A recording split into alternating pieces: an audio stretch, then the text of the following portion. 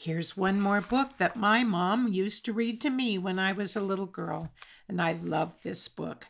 It's called The Little Mailman of Bayberry Lane, and it's written by Ian Munn.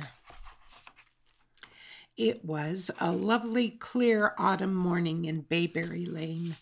The trees were bright yellow and red. The thistles were sparkling with dew, and there was that good bayberry smell coming from the bushes on either side of the lane. Even though it was very early, Mrs. Goose had wandered far up the lane picking bayberries. She was going to make bayberry candles that day. Besides, she always liked to be the first to welcome the little mailman, for he always had the latest gossip. She peered up the lane to see if he was in sight.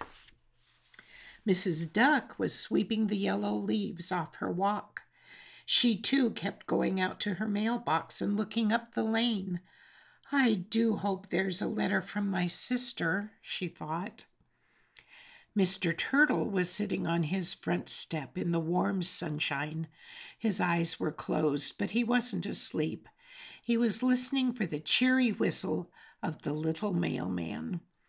"I wonder if he'll bring my new tulip catalog," he thought. But he didn't go out to the gate and look up the lane. "Shucks," he said. "What's the hurry, anyhow?" Around the bend in the lane was Mrs. Pig's house. Mrs. Pig was waiting by her mailbox, even though she never received any letters. Every morning she hoped for one, but every morning the little mailman passed her by. Then up from the lane came the little mailman's chatter. "Ah, Mrs. Goose, you're out early this morning. Here is your mail. Have you heard that the robins are going south for the winter?" "And Mrs. Duck, a yellow letter for you today. Yellow means good news, you know." He put a tulip catalog into Mr. Turtle's mailbox and called, "Hi, Mr. Turtle. Here are 2 lips for you that won't talk back. Ha, ha, ha." And as quickly as he had come, he was around the bend in the lane. There he slowed down to a walk, and his cheerfulness seemed to leave him. He didn't like to go to Mrs. Pig's house. He couldn't bear the look of disappointment on her face every morning. The little mailman was the only one who guessed how sad and lonely Mrs. Pig was. And there she was, standing by the mailbox, waiting for him. The little mailman put on a bright smile and called, "Good morning, Mrs. Pig. Say, do I smell apple tarts this morning?" "I have one here for you," said Mrs. Pig. "Today's my baking day, you know." He bit into the tart. Mrs. Pig, you're the very best cook in Bayberry Lane." Mrs. Pig blushed and looked very pleased. And with a cheery "thank you," the little mailman bounded off down the lane. He thought, "I wonder why Mrs. Pig never gets any letters. Maybe it's because she never writes any herself. I wonder why she doesn't have any friends. Maybe it's because she never goes anywhere to make friends. Maybe she's shy and afraid to try. Somebody ought to get her started. I wish I could think of some way to help her."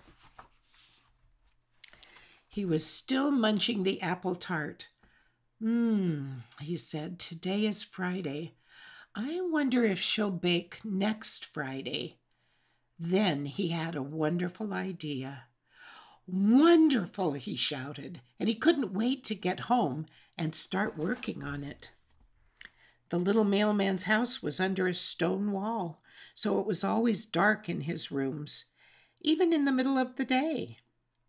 He lighted one of Mrs. Goose's bayberry candles and sat down at the table to write.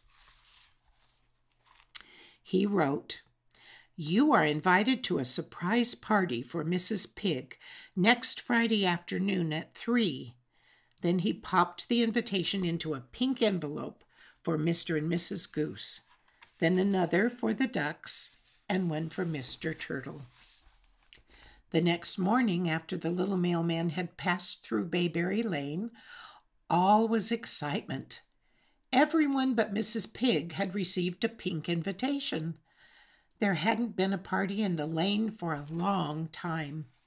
Mrs. Goose was ironing her party sash. Mrs. Duck was sticking new feathers in her party hat, and Mr. Turtle was shaking mothballs out of the pockets of his party jacket. But Mrs. Pig was still sad and lonesome as she went about her housework. On Friday, she did her baking as usual. This time she made apple tarts and little lemon cakes, all covered with hickory nuts. She set them on the windowsill to cool and went out to work in the garden. At 3 o'clock, she was just picking a bouquet of chrysanthemums when she heard, "Surprise! Surprise!" and up popped 6 heads from her garden wall.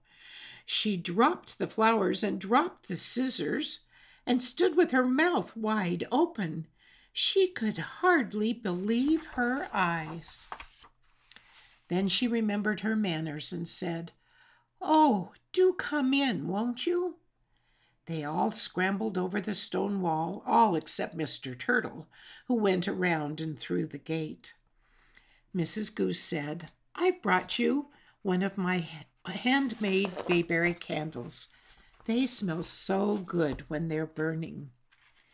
Mrs. Duck said, "I've brought you a feather duster I made myself." The little mailman had brought her a basket of hickory nuts. And just then Mr. Turtle arrived and presented her with one of his best tulip bulbs. It was the happiest afternoon of Mrs. Pig's life, and everyone had a wonderful time at the party. They played croquet on the lawn. Mrs. Pig brewed a big pot of tea and served her apple tarts and lemon cakes. The party didn't end until dark. The following day, the little mailman chatted with everyone as usual, all down Bayberry Lane. And as he came to Mrs. Pig's house, he whistled a merry tune, for in his mailbag were 6 little letters for Mrs. Pig.